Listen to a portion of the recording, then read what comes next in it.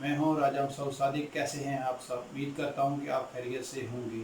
आज हम बनाएंगे चेरी का जूस। सेहत के लिए बहुत ही मुफीद होता है। इसमें बहुत सारे विटामिन होते हैं। बच्चों और बूढ़ों के लिए बहुत ही मुफीद होता है। तो आइए मिल के बनाते हैं चेरी का जूस कि ये कैसे बनता है।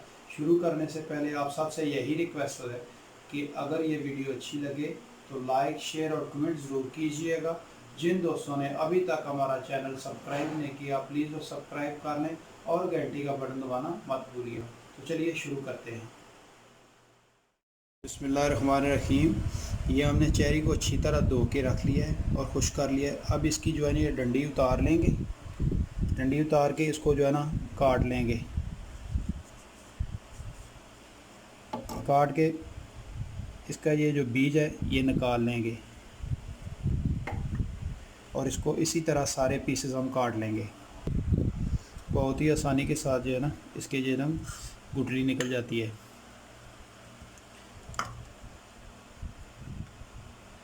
और इसी तरह जो है ना आहिस्ता आहिस्ता करके इसकी सारी जो है ना गुठलियाँ निकाल लेंगे।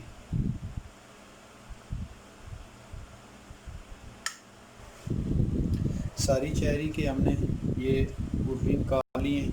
तो अभी हम लेंगे ये ब्लेंडर जग। ये ब्लेंडर जग हमने ले लिया है। अब इसमें जो चेरी के गुठली निकाली थी ये सारा इसमें डाल देंगे। बिस्मिल्लाहिर्रहमानिर्रहीम। इसमें डालने के बाद इसमें डालेंगे ये 4 चम्मच चीनी है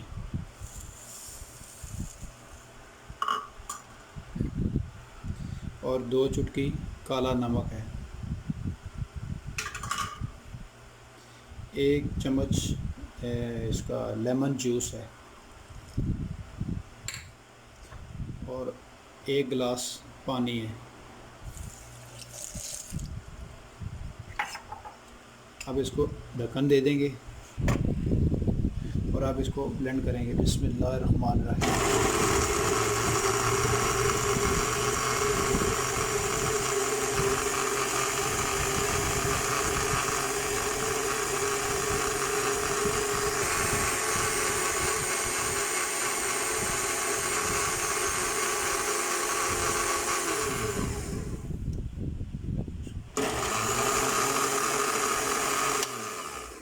जूस जी हमारा तैयार हो चुका है और ब्लेंड हो गया जी।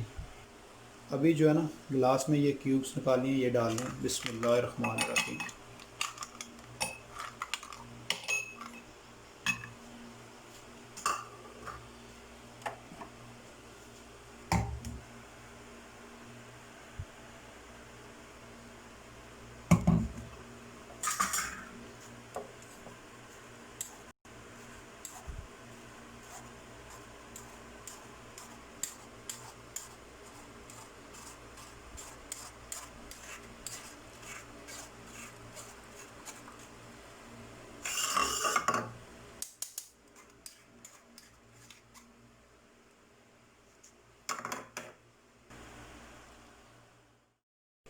लीजिए जनाब, हमारा चेरी का जूस तैयार है।